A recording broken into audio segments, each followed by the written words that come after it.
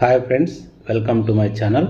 ఈరోజు మనం ఈ వీడియోలో మూర్తిమత్వాన్ని వివరించే సిద్ధాంతాల గురించి తెలుసుకుందాం. డిఎస్సిలో ఈ టాపిక్ నుంచి ప్రశ్నలు వస్తాయి కాబట్టి మనం జాగ్రత్తగా తెలుసుకుందాం. మూర్తిమత్వాన్ని వివరించే ధోరణుల ఆధారంగా సిద్ధాంతాలను 3 రకాలుగా ప్రకటించారు. అవి 1 రూప ఉపగమ సిద్ధాంతాలు, 2 లక్షణాంశ ఉపగమ సిద్ధాంతాలు, 3 నిర్మితి సిద్ధాంతాలు. రూప ఉపగమ సిద్ధాంతాలు వ్యక్తి రూపురేఖలను అనుసరించి వ్యక్తులను వర్గీకరించేవి. ఇక్కడ హిప్పోక్రటిస్, క్రెష్మర్, షెల్డన్, యూంగ్, స్ప్రాంగర్, లాంబ్రసో వర్గీకరణలను మనం తెలుసుకుంటాం. మొదట హిప్పోక్రటిస్ వర్గీకరణ గురించి చూద్దాం. హిప్పోక్రటిస్ గ్రీకు వైద్యశాస్త్ర పితామహుడు. ఈయన వ్యక్తులలో చిత్తవృత్తులు, వీటినే టెంపర్మెంట్స్ అని అంటాం, వీటినే స్వభావం అని కూడా అంటాం.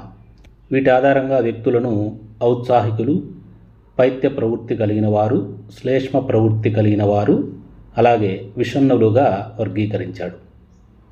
మరి క్రెష్మర్ ఏ విధంగా వర్గీకరించాడంటే వ్యక్తులను పీవరకాయలు, క్రీడాకాయలు, ప్రాంసుకాయలుగా వర్గీకరించాడు.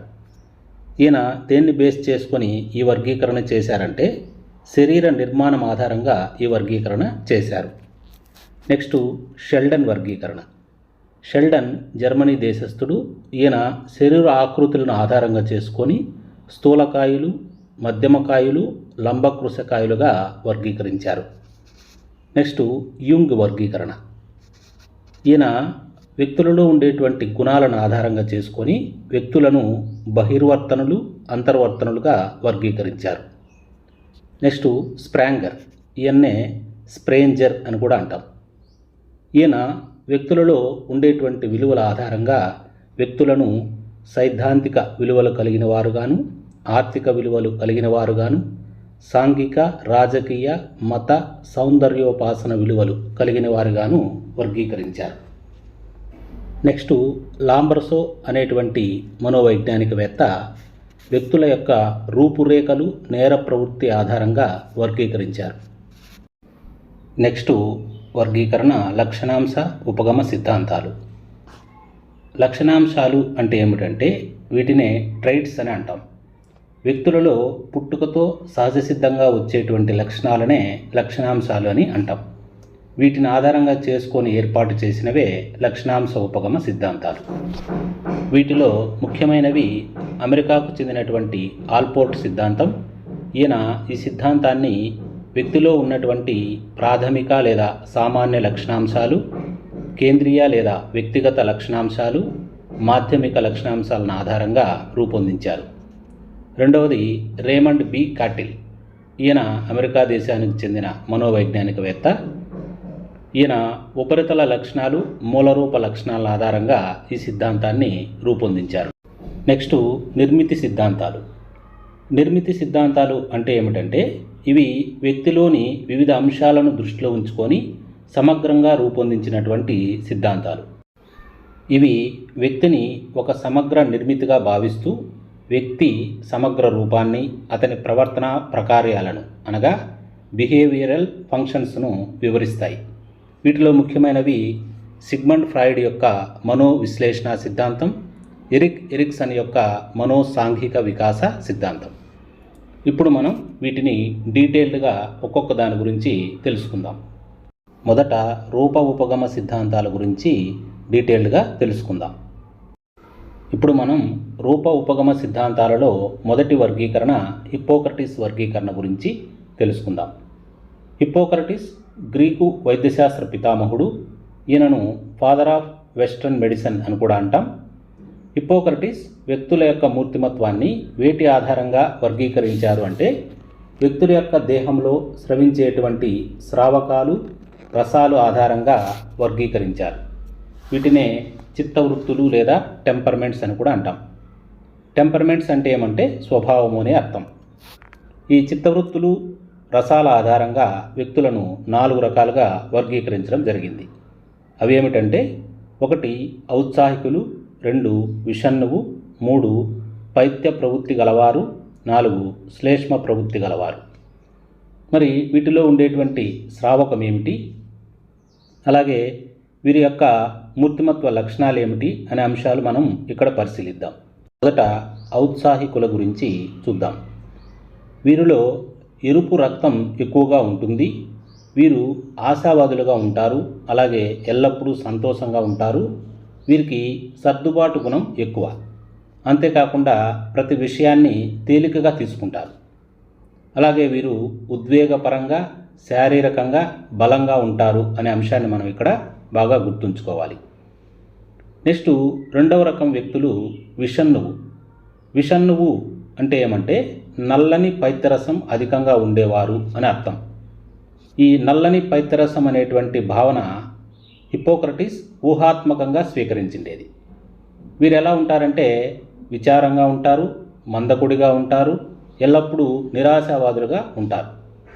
వీరు శారీరకంగా, ఉద్వేగపరంగా బలహీనంగా ఉంటారు అనే అంశాన్ని బాగా గుర్తుంచుకోవాలి.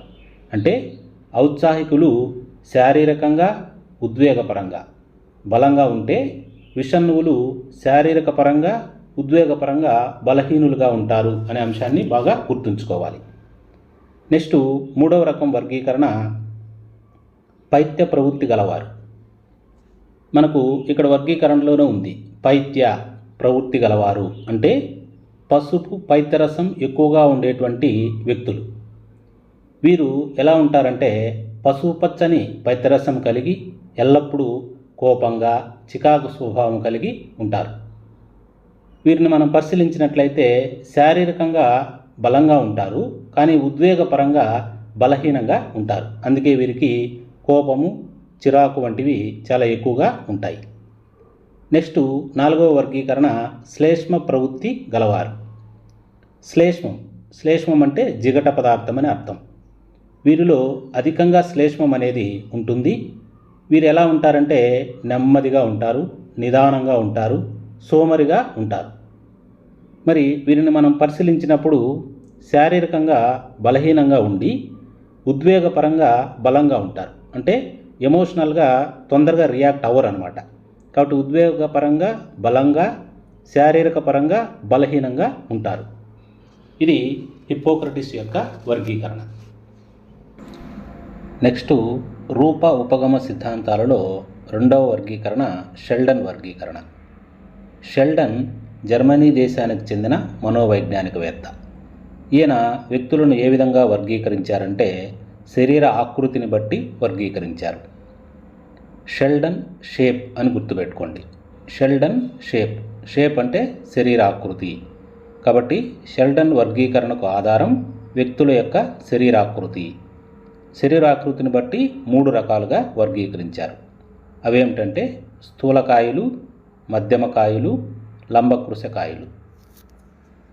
స్థూలకాయుల యొక్క శరీరాకృతిని మనం పరిశీలించినట్లయితే వీరు క్రొవ్వు కలిగి లావుగా ఉంటారు. స్థూలం అంటే లావు అని అర్థం. కాబట్టి క్రొవ్వు కలిగి లావుగా ఉండేటువంటి వ్యక్తులను స్థూలకాయులు అని అంటాం. మరి వీరి యొక్క మూర్తిమత్వ లక్షణాలను మనం పరిశీలించినట్లయితే వీరు అందరితోనూ కలుపుగోలుగా ఉంటారు, ప్రేమగా ఉంటారు, అలాగే ఆశావాదులుగా ఉంటారు. సాంఘిక పరిపక్వత కలిగి సొసైటీలో అందరితోనూ కలుపుగోలుగా ఉంటారు. బహిర్వర్తనులుగా ఉంటారు. అంటే ఏదైనా మనసులో దాచుకోరు, బహిర్గతం చేస్తారు. అంతేకాకుండా ప్రతి అంశాన్ని కూడా తేలికగా తీసుకుంటారు. ఇవి స్థూలకాయుల యొక్క మూర్తిమత్వ లక్షణాలు. నెక్స్ట్ రెండవ రకం మధ్యమకాయులు. వీరి యొక్క శరీర ఆకృతిని మనం పరిశీలించినట్లయితే బలిష్టంగా కండపుష్టి కలిగి ఉంటారు. మరి వీరిలో మూర్తిమత్వ లక్షణాలను మనం పరిశీలిస్తే ఆత్మవిశ్వాసంతో ఉంటారు, అలాగే సాహసాలు చేయడానికి ఎక్కువగా ఇష్టపడతారు. వీరు కష్టసుఖాలను సమానంగా ఎదుర్కొంటారు. కష్టం వస్తే ఏడవడం, సుఖం వస్తే నవ్వడం ఇలా ఉండదు. కష్టసుఖాలను రెండింటినీ కూడా సమానంగానే ఎదుర్కొంటారు. నెక్స్ట్ లంబకృశకాయులు. వీరి యొక్క శరీర ఆకృతిని మనం పరిశీలించినట్లయితే సన్నగా బలహీనంగా ఉంటారు. కాబట్టి సన్నగా బలహీనంగా ఉండే వాళ్ళను మనం పరిశీలించినట్లయితే వాళ్ళు ఎప్పుడు కూడా నిరాశావాదులుగా ఉంటారు, సున్నితమైన మనసు కలిగి ఉంటారు. ప్రతి చిన్న విషయానికి వాళ్ళు బాధపడడం అనేది జరుగుతుంది. వీరు ఏదైనా బాధ కలిగించే అంశాలున్నా ఏమున్నా కానీ వారు అంతర్వర్తనులుగా ఉంటారు. అంటే తొందరగా వారి యొక్క మనసులోని మాటను బయటకు చెప్పడం అనేది జరగదు. అంతేకాకుండా కలుపుగోలుతనం లేకుండా ఉంటారు. ఏకాకిగా, ముభావంగా, అంటే మూడీగా ఉంటారు. ఇది షెల్డన్ వర్గీకరణ.